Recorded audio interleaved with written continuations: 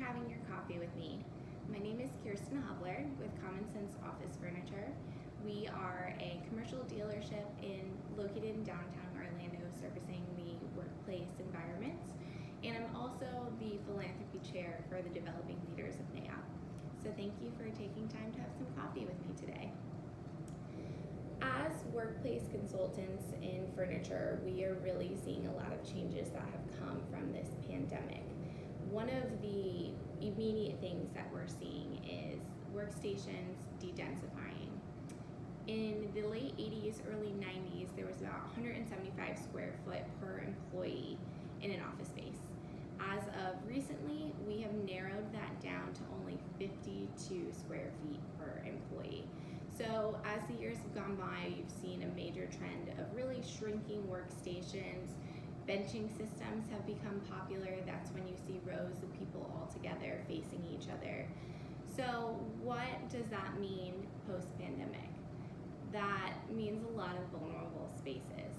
So although the open office is a very valuable thing, and I don't foresee that going away, it has a lot of value by providing natural light to people. It does open the ideas of interaction by visually seeing other people interact, but it does cause for some open pathogens to pass through pretty easily. So for now, we are seeing products that are being retrofitted to kind of change and protect people while they're still in those environments. We have shields that can attach to desks, or counter shields, sneeze guards. They've come in many different forms, wellness shields, but all things that are meant to prevent someone who is sitting next to you from passing pathogens.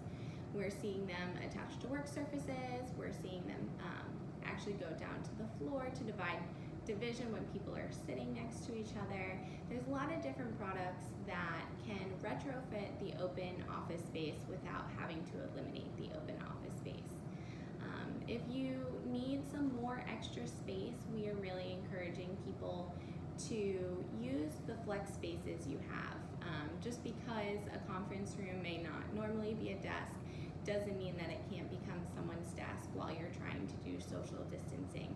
So really take a look at your floor plan. What are areas that would work for people to work from, even if it's temporarily, to get them spaced out and feeling safe where they're working.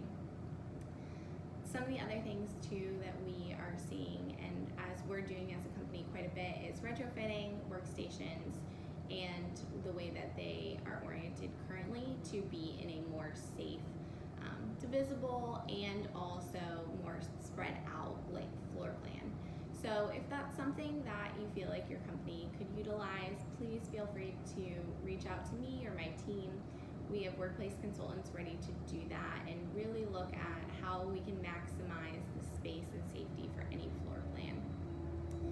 Some of the other things that we anticipate to see is much more awareness of antimicrobial components. So that's all of your materials, your fabrics, your work surfaces, all these healthcare standards that are in hospitals and healthcare settings, starting to really transition into the workplace so that we can withhold a high standard for cleaning safety.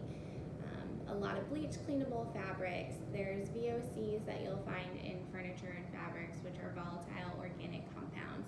They are harmful to our health and are definitely found in more cost-effective solutions.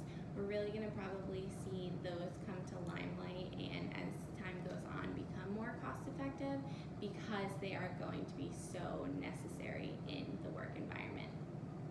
To put it into perspective, by the time we are 80, we will have spent 72 years indoors, whether that's the office, at home, but indoors. So our indoor environments are really, really critical at this time to make sure that we really are providing safe environments. We aren't putting harmful things in front of us that are going to eventually seep in and really wreak havoc on our health. One of the other things that we keep hearing is collaboration spaces. What's going to happen to them? So for the immediate future, I would say definitely mark the areas that are not within social distancing, and let people know visibly that we need to create space in these areas that once brought people together. That can be done by just putting tape on a seat and or really moving around your furniture so that it is spaced apart. I really think that we're going to see a trend towards mobile furniture in workplaces so that people can decide their level of safety and where they want to put themselves in correlation to others without having to forfeit organic conversations or team building of that nature, to which the collaboration offices or collaboration spaces have been giving us for years. There's a lot of other tips that we can go on about what you can do while you're planning your return to work to make it a safer environment for you and your employees.